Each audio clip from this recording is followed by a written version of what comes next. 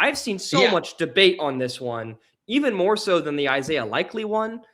And I think it's because it was an overtime of a playoff game in which Josh Allen lost. And we all know, as NFL fans, we know that when Josh Allen loses, the refs get scrutinized the most. Just how it works. They do. But at the same time, though, this is also a game-defining moment because if he secures this catch, they're at the 25-yard line. Right. The next play might be a game-winning field goal. True. So it's certainly going to be at the heat of the controversy. Absolutely. I broke down the last one. I'll let you break this one down.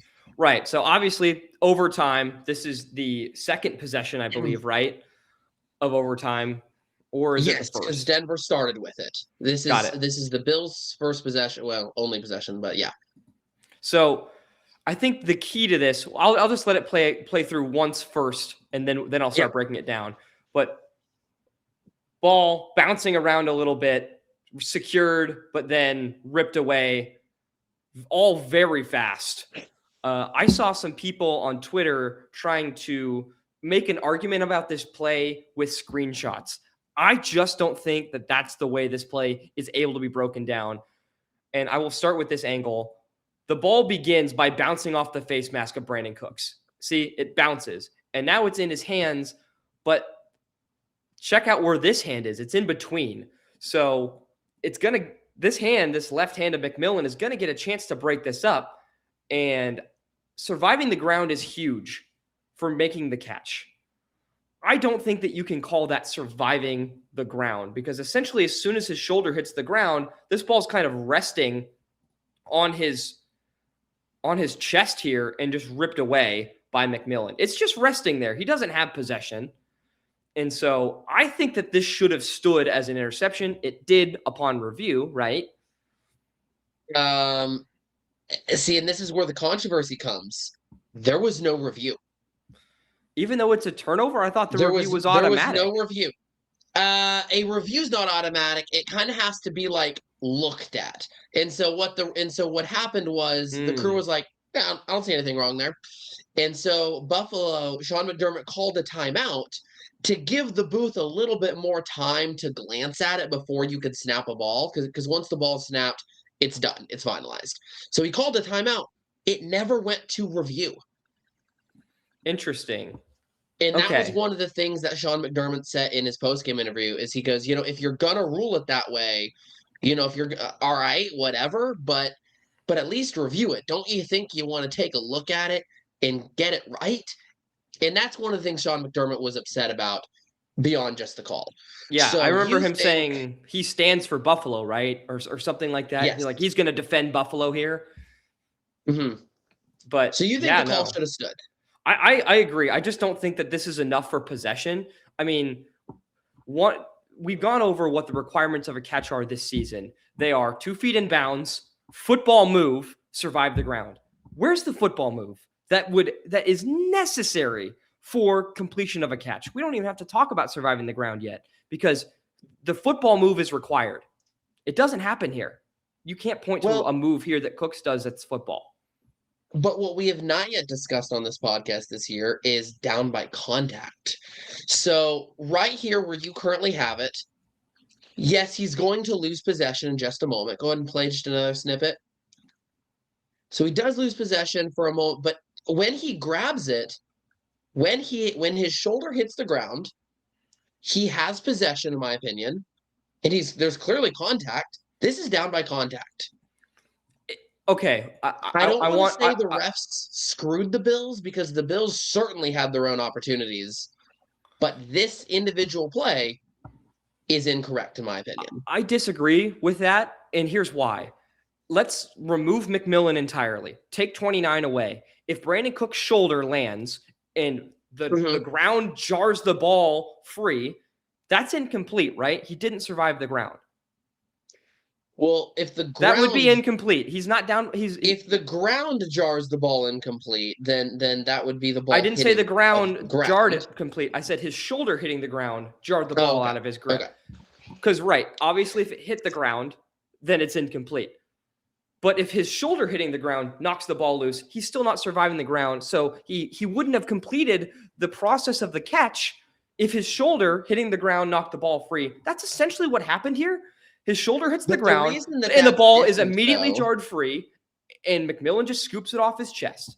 That's what happened here. The reason here's why that's different, though. Here's why it's different in those two scenarios. Let's say yes, McMillan doesn't everything else with the ball and Cooks still happens.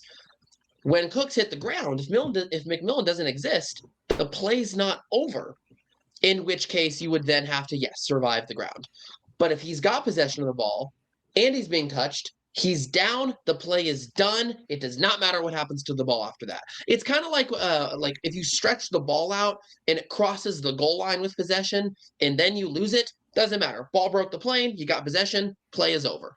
That's not true. That's exactly what happened to Isaiah Likely this year. He caught it, got 2 feet in, stuck the ball across the goal line, and they still ruled that an incompletion. Because you have to complete the process of a catch. The NFL is very strict about this. Brandon Cooks did not complete the process of the catch. You just admitted that if the ball had been jarred loose by him hitting the ground, not necessarily the ball jarring it loose, that it still wouldn't have been a catch. And that's what happened here. Over. But the play was over. The play wouldn't have been over yet. I don't see how that's relevant. By contact, the play continued. Because him being touched, he's now down by contact. He is touched with the ball firmly in his chest. And because he's touched, he is now down by contact. The play is over.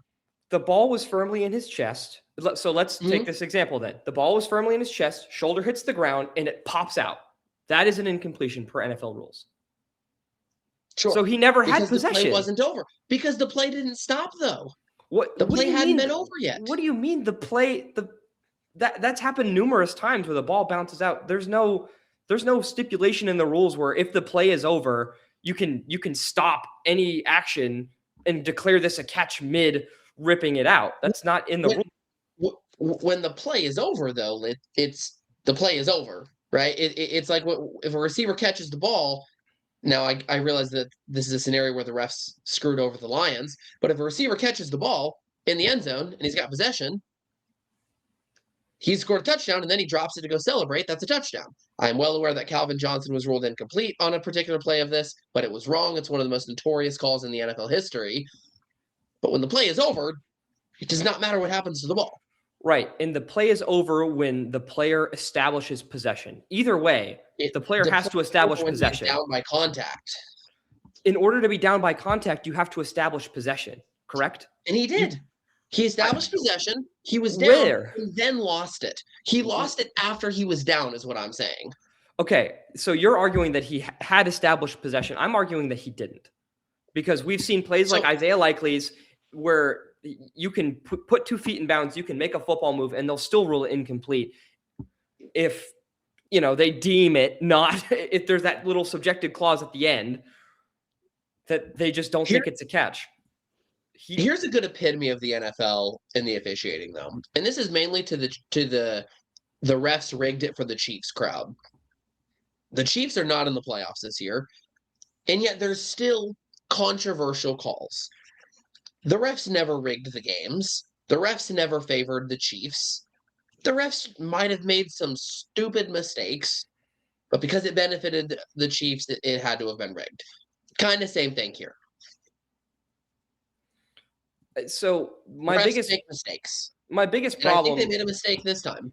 My biggest problem with this is the fact that it's the same exact thing as the last play we just ruled. The ball is a little bit loose in the arms of Devontae Adams. You go, he doesn't have possession with 2 feet in bounds, so it's not a catch. The ball is still loose in the arms.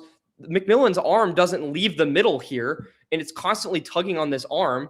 It's affecting the ball. The ball is essentially resting on his chest at this point because if it was secure, it wouldn't have just been so easily ripped out like this. The ball is just ripped out. So he never secured it. It's the same argument. It is ripped out later, but I think he had it down by contact. My order is this, and this is where we disagree. My order is catch, down by contact, play over, ball's ripped out. Your argument is catch, ball ripped out, then play over, essentially. Because the reason for the play being over or not being over is due to different reasons, of course. I mean, maybe, but I'm arguing he never really caught this ball. It bounced off his helmet first, and then it's loosely in the hands. Yes, right here he doesn't have it. And you can make the argument that potentially he has it here, but in order for it to be a catch, he still must complete the process of a catch. And so if you argue here, he's got to get 2 feet down, make a football move, and then it's considered a catch.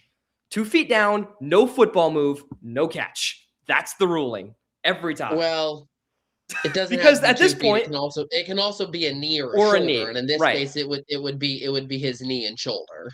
But honestly, the 2 feet come. Honestly, the 2 feet. He's got the 2 feet come down first, so it's 2 feet, then knee. Either way, I think here, pause it right when his shoulder hits the ground. When his shoulder hits the ground. Yeah, I think at this point he has possession. And you see, I don't, because I just don't see where you can make the argument that he has possession here. We don't really have the best angle, honestly. Maybe this is our best one. But look at where this hand is. It's not on the ball. It's not gripping anything. You can see blue through here. You can see more of the arm of McMillan corralling this ball, which is why it's so easily ripped out, essentially. This hand doesn't have it. And so that would mean he would have had to establish possession with the other arm, which he clearly doesn't because it's so easily ripped out. McMillan has more right for the ball right here, which is, you said, is the key moment with the shoulder coming down, than Cooks does. And so when the ball's ripped out, it's because Cooks didn't have possession. That's my argument. I think he had it for a split second, but I think that split second was while he was on the ground touched. And that's my argument. And you see, a split second isn't long enough to make the argument that a catch has been made in the NFL. There has to be some sort of football move or more time. And neither of those happened here. The process of the catch wasn't completed. I understand each side, but ultimately I do agree with Sean McDermott about about the ruling, but also that this should have been reviewed. This, at the very least, should have been reviewed. I think it should have been reviewed. We have no knowledge if it was reviewed or not. New York could have taken a look at this because all replays have to come from the booth, and that timeout did allow them time. Mm-hmm. There just may not have been an announcement that the call stands or something like that, or maybe there was and we just didn't see it. Possibly. But you're right. This should have been a review, and I think that it would have been upheld based on the way that the booth, because the booth is fairly consistent. Most of the time it's the refs we have a problem with because the refs are the ones that make those subjective pass interference calls that differ crew to crew.